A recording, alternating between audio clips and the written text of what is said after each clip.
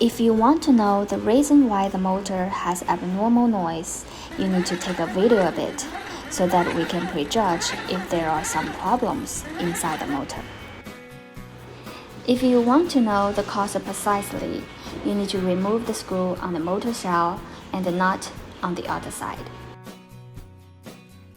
Turn it over and tap it, then take out the core of the motor to check by 3 steps. Number 1. Check if there are unusual objects on the gears of the motor cover.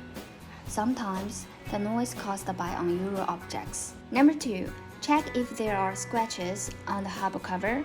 Sometimes the noise comes from the core of the motor rubbing against the hub cover. Number 3. Rotate the motor to check if the nylon wheel is broken and if there are unusual objects. If there are no problems, you can connect the motor and power cable, turn on the display and the motor to check if there are any noises.